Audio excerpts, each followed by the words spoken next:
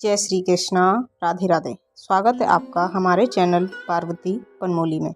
अभी श्राद्ध पक्ष चल रहा है। श्राद्ध पक्ष में पितरों के नाम पर किए गए तर्पण से पितृ दोष से मुक्ति मिलती है। माना जाता है कि पितरों का पर्व है। इसमें हमारे घर में त्योहारों के लिए पितृ खुद आते हैं। पितृ दोष को कुंडली में सबसे अधिक पाए जाने वाला दोष माना जाता है। कुंडली में जब भी सूर्य या चंद्रमा के साथ राहु या केतु बैठ जाएं तो पितृ दोष माना जाता है। सूर्य को पिता और चंद्रमा को माता माना गया है। पितृ दोष हो तो इंसान को जीवन में कई परेशानियां आती हैं। घर में पैसों की किल्लत बनी रहती है। घर में किसी न किसी सदस्य का अक्सर बीमार रहना, संतान होने या संतान के भविष्य की चिंता हमेशा रहना, कोई भी प्लानिंग का सफल ना होना, ऐसे कई संकेत हैं जो इशारा करते हैं कि कुंडली में पितृ दोष हो सकता है। पितृ दोष से मुक्ति के लिए श्राद्ध पक्ष को सबसे अच्छा समय माना जाता है। श्राद्ध में धूप दान, तर्पण, पिंडदान और ब्राह्मण भोज से पितरों को तृप्त किया जाता है।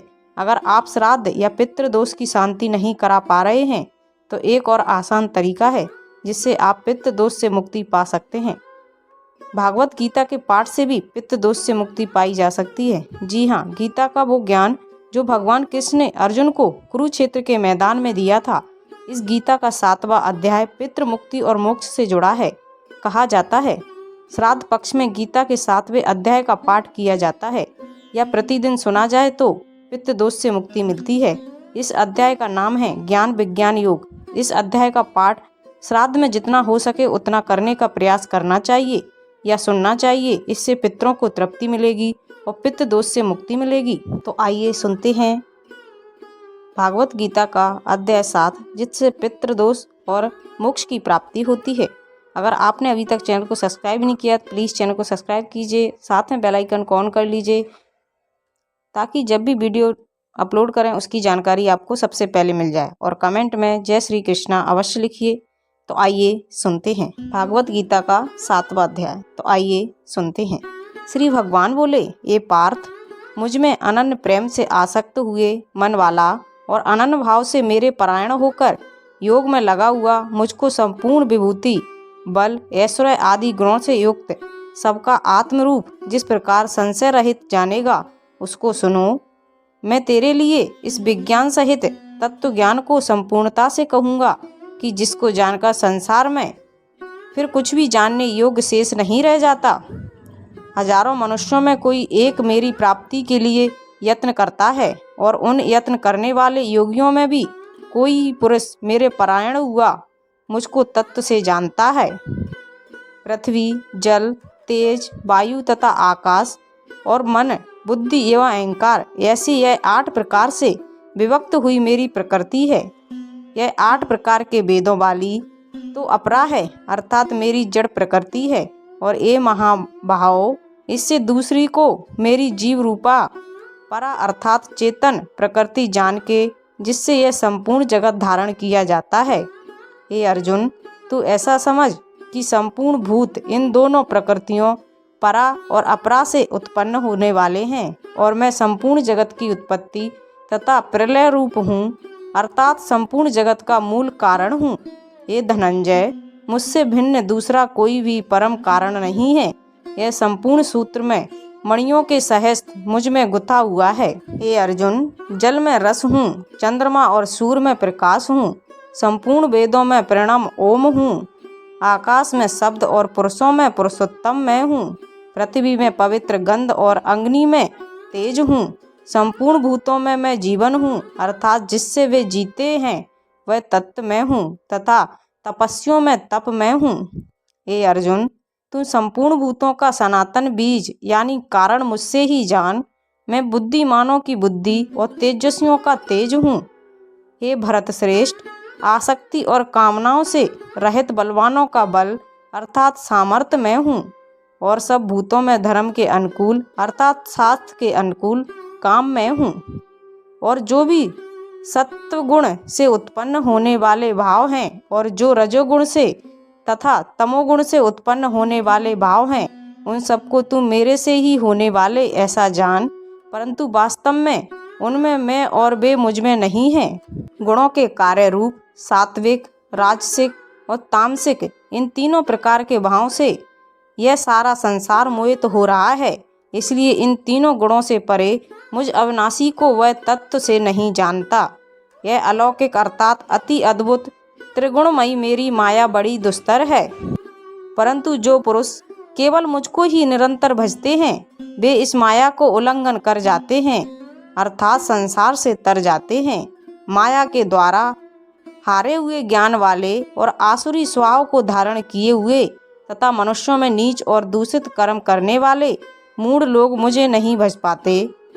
हे भारतवंशियों में श्रेष्ठ अर्जुन, उत्तम कर्म वाले अर्थार्थी अर्थात जिज्ञासु और ज्ञानी ऐसे 4 प्रकार के भक्तजन मुझे भजते हैं। उनमें भी नित्य मुझ में एक ही भाव से स्थित हुआ अनन्य प्रेम भक्ति वाला ज्ञानी भक्त अति उत्तम है, क्योंकि मुझे तत्व से जानने वाले ज्ञानी को मैं अत्यंत प्रिय हूँ और वह ज्ञानी मुझे अत्यंत प्रिय है। ये सभी उदार हैं, इसलिए श्रद्धा सहित मेरे भजन के लिए समय लगाने वाले होने से उत्तम हैं, परंतु ज्ञानी तो साक्षात मेरा ही स्वरूप है, ऐसा मेरा मत है, क्योंकि वह मदगत मन बुद्धि वाला ज्ञान भक्ति अति उत्तम गति स्वरूप मुझमें ही अच्छे प्रकार से स्थित है। बहुत जनों के अंत के जन्म में तत्व ज्ञान को प्राप्त हुआ ज्ञानी सब कुछ वासुदेवी ही हैं, इस प्रकार मुझे भजता है वह महात्मा अति दुर्लभ है।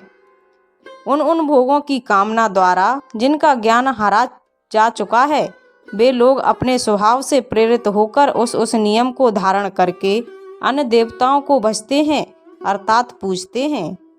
जो सकाम भक्त जिस देवता के स्वरूप को श्रद्धा से पूजना चाहता है उस भक्त की श्रद्धा को मैं उसी देवता के प्रति स्थिर करता हूँ। वह पुरुष उस श्रद्धा से युक्त होकर उस देवता का पूजन करता है और उस देवता से मेरे द्वारा ही विधान किए हुए उन इच्छित भोगों को निसंदेह प्राप्त कर लेता है। परंतु हे अर्जुन, उन अल्प बुद्धि वालों का वह फल नाशवान है तथा वे देवताओं को पूजने वाले देवताओं को प्राप्त होते हैं और मेरे भक्त चाहे जैसे ही भजें अंत में मुझे ही प्राप्त होते हैं। बुद्धिहीन पुरुष मेरे अनुत्तम अविनाशी परम भाव को ना जानते हुए मन इंद्रियों से परे मुझे सच्चिदानंदन परमात्मा को मनुष्य की भांति जानकर व्यक्ति के भाव को प्राप्त हुआ मानते हैं। अपनी योग माया से छिपा हुआ मैं सबके प्रत्यक्ष नहीं होता, इसलिए यह अज्ञानी जन समुदाय मुझे जन्म रहित अविनाशी परमात्मा को तत्व से नहीं जान सकता, अर्थात मुझको जन्म लेने वाला और मरने वाला समझता है। हे अर्जुन, पूर्व में व्यतीत हुए और वर्तमान में स्थिर तथा आगे होने वाले सब भूतों को मैं जानता हूँ, परंतु मुझको कोई भी श्रद्धा भक्ति रहित पुरुष नहीं जानता। हे भरतवंशी अर्जुन, संसार में इच्छा और द्वेष से उत्पन्न हुए सुख दुख आदि द्वंद्व रूप मोह से संपूर्ण प्राणी अति अज्ञानता को प्राप्त हो रहे हैं। श्रेष्ठ कर्मों का आचरण करने वाला जिन पुरुषों का पाप नष्ट हो गया है वे राग द्वेष जनित होकर द्वंद्व रूप मोह से मुक्त और दृढ़ निश्चय वाले पुरुष मुझको भजते हैं। जो मेरे शरण होकर जरा और मरण से छूटने के लिए यत्न करते हैं वे पुरुष उस ब्रह्म को तथा संपूर्ण अध्यात्म को और संपूर्ण कर्म को जानते हैं। जो पुरुष अधिभूत और अधिदेव के सहित तथा अधिज्ञ के सहित मुझे अंतकाल में भी जानते हैं वे युक्त चित्त वाले पुरुष मुझको ही जानते हैं, अर्थात मुझको ही प्राप्त होते हैं। ब्रह्म विद्या तथा योग शास्त्र स्वरूप श्रीमद् भागवत गीता में श्री कृष्ण तथा अर्जुन के संवाद में ज्ञान विज्ञान नामक 7वां अध्याय संपूर्ण होता है। जय बोलिए कृष्ण भगवान की जय हो। तो ये थी पितृपक्ष में सुनी जाने वाले भागवत गीता का 7वां अध्याय संपूर्ण कथा। अगर आपको अच्छी लगे तो प्लीज़ चैनल को लाइक शेयर सब्सक्राइब कीजिए, साथ में बेल आइकन को ऑन कर लीजिए ताकि जब भी लेटेस्ट वीडियो अपलोड करें उसकी जानकारी सबसे पहले आपको मिल जाए। और कमेंट में जय श्री कृष्ण अवश्य लिखिए और ज़्यादा से ज़्यादा लोगों में वीडियो शेयर कीजिए और इसी तरह की कथा कहानियों को सुनने के लिए चैनल को सब्सक्राइब कीजिए। Thank you.